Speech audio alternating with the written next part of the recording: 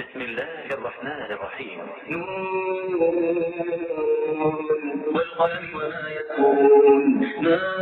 أنت بنعمة ربك بمجنون وإن لك لأجرا غير ممنون وإنك لعلى خلق عظيم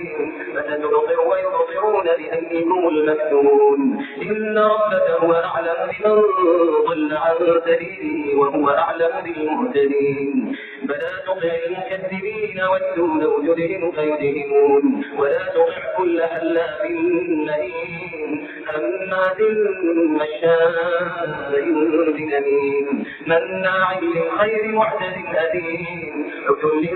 بعد ذلك زنيم أن كان ذا مال وبنين إذا تتلى عليه آياتنا قال أساطير الأولين سنسمه على الخرطوم إنا بلوناهم كما بلونا أصحاب الجنة إذ أقسموا ليصرمنها مصرمين ولا يستثنون فطاف عليها طائف من ربك وهم نائمون فأصبحت كالصريم فتنادوا مصبحين أن اغدوا على حرثكم إن كنتم صارمين فانطلقوا وهم يتخافتون ألا يدخلنها اليوم عليكم مسكين وغدوا على حرد قادرين فلما رأوها قالوا إنا لضالون بل نحن محرومون قال لو تقون ألم أقل لكم لولا تسبحون قالوا سبحان ربنا إنا كنا ظالمين فأقبل بعضهم على بعض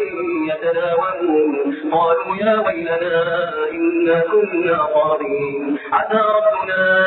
أن يبدلنا خيرا منها إنا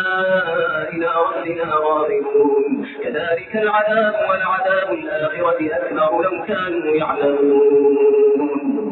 إن للمتقين عند ربهم جنات النعيم أفنجعل المسلمين كالمجرمين ما لكم كيف تحكمون أم لكم كتاب فيه تدرسون إن لكم فيه لما تخيرون أم لكم أيمان علينا بالغة إلى يوم القيامة إن لكم لما تحكمون سلهم أيهم بذلك زعيم أم لهم شركاء فليأتوا بشركائهم إن كانوا صادقين يوم يكشف عن ساق ويدعون إلى السجود فلا يستطيعون خاشعة أبصارهم ترهقهم ذلة وقد كانوا يدعون إلى السجود وهم سالمون فذرني ومن يكذب بهذا الحديث سنستدرجهم من حيث لا يعلمون وأملي لهم إن كيدي متين أم تسألهم أجرا فهم من مغرم مثقلون أم عندهم الغيب فهم يكتبون فاصبر لحكم ربك ولا تكن كصاحب الحوت إذ نادى وهو مذموم لولا أن تداركه نعمة من ربه لنبذ بالعراء وهو مذموم فاجتباه ربه فجعله من الصالحين وإن يكاد الذين كفروا ليزلقونك بأبصارهم لما سمعوا الذكر ويقولون إنه لمجنون وما هو إلا ذكر